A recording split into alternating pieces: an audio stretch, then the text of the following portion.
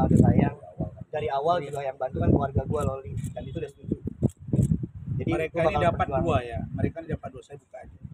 Satu, berhasil memperbaiki kepribadian lo. Ini kan ibadah Pak ya, ya Umar ya. Yang kedua, karena Loli berubah dan serius dan dia cerita semuanya. Mereka ini prihatin sekaligus sayang. Dua poin ini, maka saya dan Rahmat akan jadi saksi nikah jika mereka nanti ternyata berlanjut. Dan kalau kasus ini dipaksakan dan seandainya ada tembok yang memisahkan mereka, mereka pasti akan tabrak tembok itu demi cinta mereka. Gitu. Silakan Mat, kasih konstruksi hukumnya. Biar jangan Oke. salah ya. Teman-teman, Kita saya bicara pikir konstruksi sedikit aja. hukum ya. Pertama gini, tadi ketika pemeriksaan, kan di ruangan pemeriksaan itu banyak penyidik itu kan. Jadi Ya. ada beberapa orang yang melihat, ada juga orang yang pada saat pemeriksaan Loli itu dia berada dekatnya gitu. Jadi informasi-informasi ini kita dapatkan dari orang lain, bukan polisi di Polda Metro Jaya kan gitu.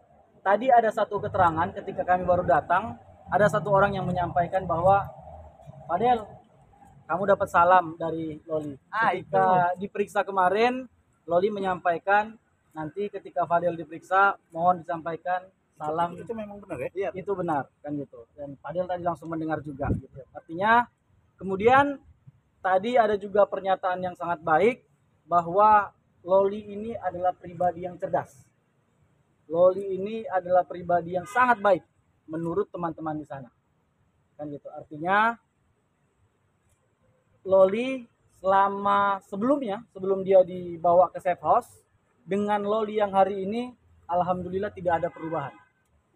Kami sangat meyakini sekali bahwa termasuk pun BAP yang disampaikan di Polres Jakarta Selatan ya, kepada penyidik itu tidak satupun yang menyatakan bahwa dirinya adalah korban tindak pidana persetubuhan terhadap anak, apalagi yang diduga dilakukan oleh Fadel. Dia bantah itu. Yang kemudian Loli secara tegas menyatakan bahwa dirinya tidak pernah melakukan aborsi. Kan begitu. Nah, konstruksi hukumnya pasal 76D Undang-Undang Perlindungan Anak ini kan kalau kita ketahui jika ada orang yang melakukan, maka ada orang yang diperlakukan. Artinya ada korbannya. Lalu kemudian kalau korban sendiri tidak menyatakan bahwa dirinya pernah dipaksa bersetubuh, berarti kan tidak ada perbuatan pidananya. Untuk itu kami meyakini karena tidak ada perbuatan pidananya, ditambah lagi sebuah adagium hukum sangat terang mengatakan bahwa dalam hukum pidana bukti itu harus lebih terang daripada cahaya. Bukti itu nggak boleh samar-samar. Bukti itu tidak boleh ada perbedaan dengan fakta-fakta yang ada. Gitu. Jadi semua fakta itu harus berkesinambungan dengan fakta lain, dengan saksi lain, dengan alat bukti surat. Itu semua harus berkesinambungan. Ketika ada perbedaan, maka hal yang paling menguntungkan terhadap tersangka dan atau terdakwa itulah yang harus diputuskan terhadap dirinya.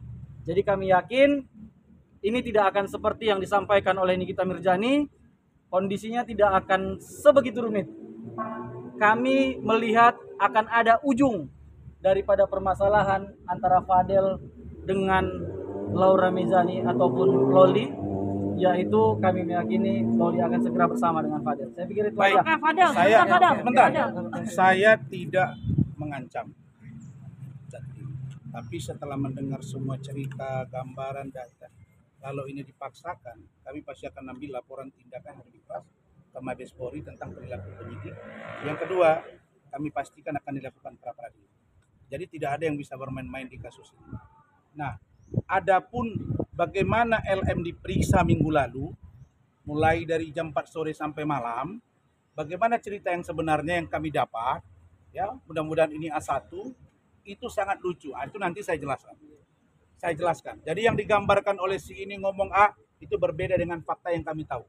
Makanya nanti kami ungkap. Oke, terima kasih. Untuk pertama kalinya kamu bertemu dengan Cukup, yuk, nanti terlambat. Soalnya tadi janji Zoom dengan si itu ya. Iya, mau Zoom aja.